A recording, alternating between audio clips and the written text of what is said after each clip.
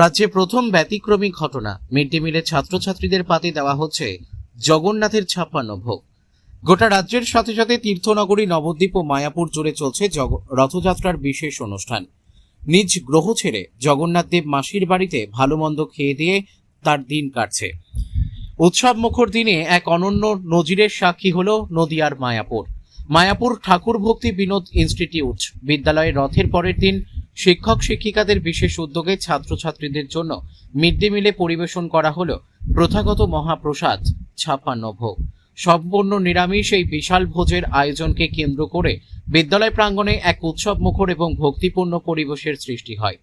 এই ভোগে রয়েছে বিভিন্ন ধরনের ফল, জগন্নাথের প্রিয় কাঁঠাল, খাজা, মালপোয়া, পাটিসাপটা, বিভিন্ন ধরনের মিষ্টি, পুষ্পান্ন, পরমান্ন থেকে শুরু করে একাধিক রকমের ভাজা, শাক ও তরিতরকারি।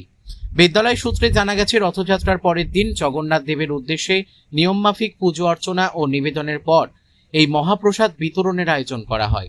স্কুলের প্রধান শিক্ষক নিত্যগোপাল মণ্ডল জানান, বিদ্যালয়ের শিক্ষক ও শিক্ষিকাদের যৌথ আর্থিক সহযোগিতা এবং সক্রিয় অংশগ্রহণের মাধ্যমেই এই বৃহৎ কর্মকাণ্ড সম্পূর্ণ হয়েছে। শিক্ষকরা প্রত্যেকেই স্বতঃস্ফূর্তভাবে এই আয়োজনে নিজেদের কন্ট্রিবিউশন বা অবদান রেখেছেন।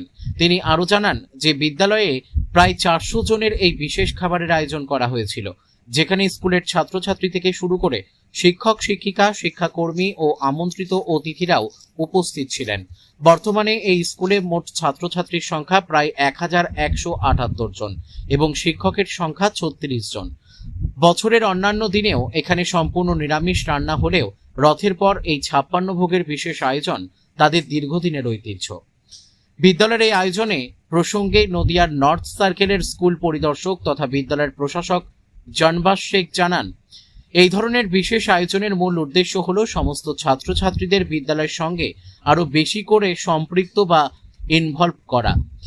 এত পদের লোভনীয় খাবারের আয়োজন দেখে পড়ুয়ারা উৎসাহিত হয়, যা তাদের বিদ্যালয়মুখী করতে সাহায্য করে। মিড ডে মিলের নিয়মিত 9 জন রাঁধুনি ভোর 5টা থেকে অক্লান্ত পরিশ্রম করে এই 56টি পদের রান্না সম্পূর্ণ করেন।